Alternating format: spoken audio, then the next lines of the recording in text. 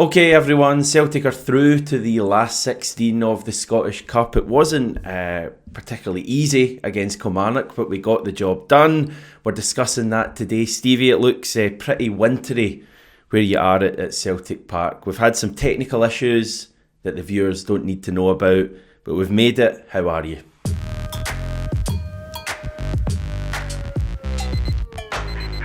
Yeah, I'm okay. Hopefully we can keep this one fairly brief, but it's getting colder, it's getting windier. I didn't have my wee North Face hat with me, so I'm having to shove up a hood. Sorry sight it is to see, Hamish, but the main thing is Celtic are through to the next round, and we really did make it hard for ourselves though. Yeah, I'm going to say though, it looks quite busy behind you. It looked quite busy at the game today. Like it was, obviously with it being a cup game, really good crowd, but the seats were actually taken. It wasn't like one of those sellouts we get in the league where the game's sold out officially, but there's loads of empty seats. So it seemed like quite a good atmosphere. Aye, well, it was okay. I mean, my bit, as you know, is next to the ultras area, so it generally is. But aye, it was. In fact, I'm going to counter you because at the game, my row, it was like only 4 seats there, and then it was like 8 or 9 empties, which is very unlike my row, which was usually stowed. So much so that the great Reidzo could get next to me in the second half. But aye, no, it was a decent enough atmosphere, and I think what helped create that was the first few minutes. I thought Celtic were the complete opposite of what they were during the week. Like fast, very quick football. In the first 10 minutes, we could have been like a few goals up. It's no exaggeration, and it was one of the ones that you thought that Brendan must have been right through them after the Dundee game and reminded them of how poor that performance was in midweek, because certainly the first half hour or so, far better football, and it really got the crowd so energetic and hyped up for it. So the early goal definitely helped as well, Hamish. Yeah, I thought we started the game really well and moving the ball about well with purpose. It was almost like a bit of a throwback to earlier on in the season. And I think the point I would make as well, potentially our strongest team that started the game as well. Now, I know there's some debates maybe about some players that we maybe aren't totally sold on or whatever, or have some doubts over, but I felt today that when the team was named, Nicholas Kuhn was back in, Maeda was in, we had kind of Hatate back in starting, felt like for the first time in a wee while, and maybe the first choice midfield, I don't know, and just a feeling that we're kind of getting back to where we were. And I think we might see the same team start on Wednesday. But it was a good start. Callum McGregor scores after, 10 minutes or so. Really good finish. It was, Hamish, and what I was impressed with about that is, I was quite critical of Callum McGregor, certainly after Wednesday, and I think for the last few weeks as well. He's not been playing anywhere near as well as what we know he's capable of. But I thought he really controlled it in those first 10 minutes or so. As I say, he really dictated it, and he had a chance, before he scored the goal. He had one where he really worked the space for himself well, and I think it was maybe deflected and went by, but he certainly made up for it with a really, really good finish. And I thought after his goal there, and we were going to see one of the ones that I was hoping for was like an early goal, couple more in the first half, really win the game, and then have one eye on the young boys game so that we can rest our better players, the likes of McGregor, Kuhn, Maeda, just give them minutes, but make sure that they're fully fresh for the young boys game. CCV as well. Kilmarnock had other ideas, obviously, as it turned out, Hamish. But aye, certainly in that initial period, no complaints whatsoever.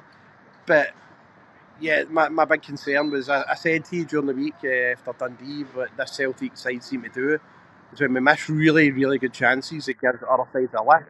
We saw it against Dundee. We saw it a couple of times this season already. And we saw it sadly today. We should, Furuhashi misses a goal-edged opportunity when he's through in goal. Hatate misses a golden chance from a wonderful Engels cutback. I think even arguably there's one, in fact, Maeda put across the goal. An amazing sort of cutback that nobody was in the end of. Really no exaggeration to say we could have been like 3 or 4 up, Hamish.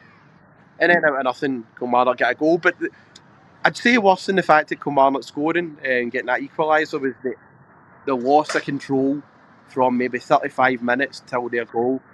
Midfield did what they did during the week. Completely dropped off, second to every ball.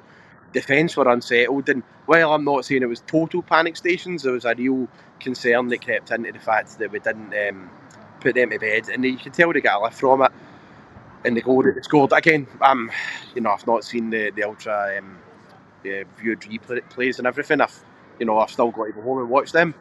But it looked like really poor defending for the Kilmarnock goal as well. And if they're able to get a goal out of nothing like that after a wee bit of sustained pressure or so, that's my fear getting into this European game on Wednesday against a side that are arguably levels above the likes of Kilmarnock, Hamish. Yeah, we definitely let Kilmarnock back into the game. I agree with you there, because, as I say, I thought the first half we played pretty well. I was enjoying watching the team, and then probably 30-35 minutes for whatever reason, Kilmarnock came into it. I think they grew a bit of confidence. They didn't really have any major chances from memory, but there was just a feeling that we weren't quite at the level we'd been earlier on in the game. They got their equaliser. You're right, it was a sloppy goal to concede. It was just a bit of an ugly one. I think it was maybe Arnie Engels at the back post that kind of lost his man, and you'll have seen I think Kasper Schmeichel was calling for a handball. They had a good look at it, VAR, but I believe that if it's another player who basically scores after another player is handballed it, as long as the arm's not in an unnatural position, I think that's allowed. I even had doubts whether it actually hit his hand or hit his arm, but I need to see it again. But anyway, VAR gave the goal. And I don't think I was ever panicking at any stage during the game. I think I always felt we'd get the goal, but just with it being a cup tie, you've always got that thing in the back of your mind, if we don't kill this off and you're going into the final 10 minutes even, level, do Kelly nick another one and then your treble dream's over. But I think to be fair, the team came on to a bit of a game again in the second half. Maybe at the start of the second half we weren't great, but probably from about 60 minutes onwards, I thought we started to kind of tick again. Well, I think the real injection of quality again was Nicholas Kuhn. We got the goal through him, and then he hit the bar, and he must have sat as well in the second half. Yeah. But when Nicholas Kuhn comes alive, this Celtic side come alive. But as I say, I've got both an advantage and a disadvantage with good and bad points for having the likes of John Reid sitting next to me, because what is Reidzo saying, by the way? Because it's always interesting to catch up with him. What's he doing right now? He's right now. Reidzo is he's probably on the phone. I'm guessing looking at replays or finding a way to moan about Celtic on a forum. But to be fair, Reidzo making the points that it was just saying all we need to do. There was at the game, and I don't know what it showed on TV.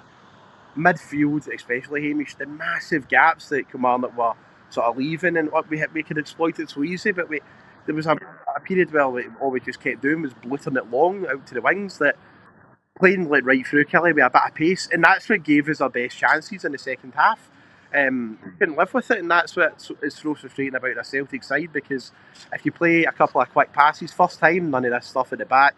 And I know Brendan's moaned about it, but see if you, as I say, a couple of quick passes first time to cut through these teams, and then the likes of Hatate and Engels, all they need to do, fizz a first time pass through to our players in the wing when they're actually, beyond the halfway line. It totally kills these teams. They can't live with the pace of Maeda and Kuhn. And as I say, so going back to the point, once we did that and we noticed we were actually feeding Kuhn and he was right in the mood, totally different. We looked as if we could have scored at ease, but when we weren't doing that, that was the concern. We were just playing right into Kelly's hands and constantly giving away daft free kicks and set pieces.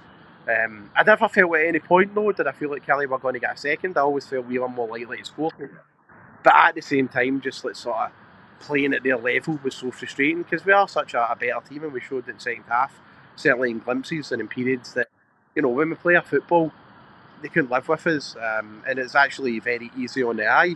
And I think because I've been again critical of Hatate after Ibrox, and by the way, games like tonight aren't going to be the barometer for real Hatate making up for that performance. But I actually thought he played well tonight. I thought he was a man of the match comfortably. I thought he had a really good game. I was going to actually bring that up and slag you off and see what you made of that, because we know you're a critic, but I thought he had a really good game. He could have scored if it wasn't for an amazing save. But, yeah, what a save that was. Really, really good save. But to come back to my original point, Nicholas Kuhn is just so vital for our side. See when he is in the gets to the ball, gets to run at defenders, and creates something for us. The Celtic team do come alive, and it was no surprise that we got that second goal through, two very important players in Maeda and Kuhn, who are both recovering from injury. It was, in an ideal world, that game would have been put to bed in the first half. You bring them off after, maybe 50, 60 minutes or so and give them a wee rest. As it was, I found it interesting. They played the entire 90. But I want to bring up the Maeda again. I believe that's 15 goals for the season. And that's now, that one tonight, Bratislava and Motherwell, he scored for that same type of angle where he seems to have cut inside, opens up his body, fires it right across the goalie. The composure in Dyson Maeda's play is very, very noticeable. The last couple of seasons, you could arguably say, Dyson Maeda gets into that position and balloons it, or he lets you down. Not this season. Whatever Brendan's done with him has certainly worked, because any time now he's coming off that left and advancing on goal, he looks like a real threat, and I think it's complete credit to him that he's developed into one of our most assured players when it comes to being playing in front of goal, really. Yeah, because so often when he finishes, it's untidy quite a lot with Dyson Maeda. Even the one you're talking about, Bratislava, the keeper gets a touch on it, or it varies. Was it maybe the cup final and stuff like that? There was just kind of quite often it's there's the keeper gets a touch or it's deflected in, whereas that one there was that really composed finish. He just kind of waited for the keeper to go and slid it into the right, and obviously clearly onside. Nicholas Kuhn made it though, and I felt first half he was all right, but I thought in the second half Kuhn really came onto a game. There's one moment where he just completely rinsed the Killie fullback, completely skinned him, and on the outside, and I think that just kind of awoke him again. And he as I say, he came onto the game, should really have had at least one goal. He missed a few good chances. That one when Ida set him up was just a bit. I mean, the goalkeeper made a good save, and I don't think we got a corner from that for some crazy reason, because it was clearly a save for the goalkeeper. Was that a save, aye? Yeah, keeper clearly saved it. Right. The one when Ida set him up. And I know the one you mean. Yeah, but Kuhn's kind of got to score that, and Kyogo had a few, didn't he? That one in the first half, and even second half, Kyogo had a few where he was sent through and he ballooned one over. He just didn't look quite convincing. So I don't know. I just think once we get our shooting boots back on, which I think will happen, I think the team are playing well, and I think that game there, 2-1 win. And by the way, Stevie, it's the first time we've won a game by a single goal at home this season, which I found quite an interesting stat in any competition, I believe. And I felt if we'd have taken our chances, and we had loads of chances, that could have been a 4-1, 5-1. I thought, there was moments maybe we got a little bit nervy. I could hear the fans maybe getting in a few players' backs, like Greg Taylor, Austin Trusty, Kasper Schmeichel, a few of his passes, but I thought that was a good performance generally, even though 2-1 maybe doesn't look like it. Good points and bad points there in the game, but the positive as well that we made plenty of chances. And I know that against Dundee during the week we had a couple of great ones in the first half, but second half we were overrun. The good thing is we regained our control and composure in the game, but I would expect that though against Kilmarnock at home, so I'm not going to go too overboard. It's a game that I really did expect us to win. But again, after the likes of Dundee, and you saw response in the second half after conceding a goal towards half time, it was pitiful. Whereas here, we actually did, and we didn't panic at least. But again, that's the bare minimum. That is what I expect, and it was just a case of winning this one tonight. I did say against Dundee after we did a video there that really it was all about beating Kelly and then taking that win onto the game in midweek against Young Boys, which was just colossal, I would describe it at this point. And it's one of the ones, you win that game, sets us up for the rest of the season really nicely.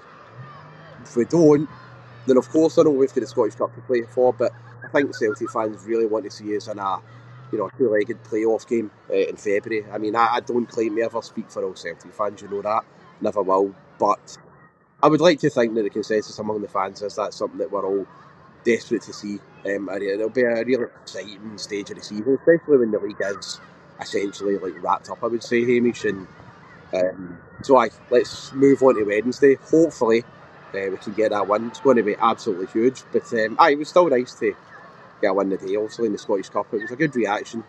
No perfect, but decent one after that game against Dundee. Yeah, Callum McGregor, speaking about getting the job done, said it was unbelievable football at times. I actually agree. I thought we did really put some really good moves together. There was one in the first half where first time passing, 4 or 5 passes in a row to get out of trouble. That was great. And he's basically just saying we created so many chances, and another day it could have been more comfortable for us. So we have a bit of work to do with the finishing. So they're all aware of that, and I think that's a good assessment of the game from Callum McGregor. Any other players you want to pick out, Stevie? Probably maybe Austin Trusty as well. Just a wee shout out to him, because I thought his attitude was pretty spot on. There's a couple of times in the second half that he tried to, can't remember the Kelly player that tried to bully him at the touchline. A lot like the second goal, like Murray in Dundee, but he wasn't fazed by it. And I think again it would have been easy for him to put his head down and plummet after the critical words from Brendan, but I didn't think Austin Trusty did that much wrong. He was good. He was fairly solid tonight. Were the fans on him a wee bit? Because I could kind of hear a few times when he got the ball and dilly-dally. My area again, Brendan's words after the St Mirren game of the critics passing back. Don't think people listened, because certainly in my area there were a few moans when Kasper Schmeichel got the ball. I just maybe touch on Kasper Schmeichel. I thought his distribution tonight wasn't the best. It's not like him. Usually absolutely pinpoint. But a couple of times I get it, no like it put us in a lot of bother, but you certainly noticed that when a couple of the ones that he pinged out to a Kelly player out of play, the fans seem to react to it, and so you maybe heard the grumbles from there, really. Yeah, no, I agree. I mean, I think he was trying things today, and I think it came off a few times and we played out of trouble, but there was a couple he had where he kind of, and nothing majorly dangerous, but a couple that kind of get deflected or whatever. But yeah, generally I thought that was fine. Trusty stood up, good performance. Carter Vickers was the same. Alistair Johnson was just so energetic up and down. I thought the midfield functioned well. McGregor had a good game. Hatate, as I've said, for me was probably the best player. Maybe Nicholas Kuhn. Engels had a good game. Maeda scored the winner, and Kyogo, should have had a goal. I think it's fair to say. Yeah. Just finally, what are people saying around the ground about Wednesday night? Well, it was go and find a fan, Stevie. Go and find a random fan. Well, I get Reidzo without him. If he's up for it. Reidzo. Yes. Hamish is asking what you're thinking about Wednesday night. Well, come in the room. Box office. Here we go. So you were asking, thanks, Sean. You were asking, what fans are saying about Wednesday night. So I will ask Reidzo. Yes, hello. I think we'll win 2-1 on a very nervy night. An exciting vision for things to come, Hamish. Nothing else. Amazing to have you on. Thank you. And with that, Hamish, I'm guessing that's it. I thought he was going to say more, but there we are. Yeah.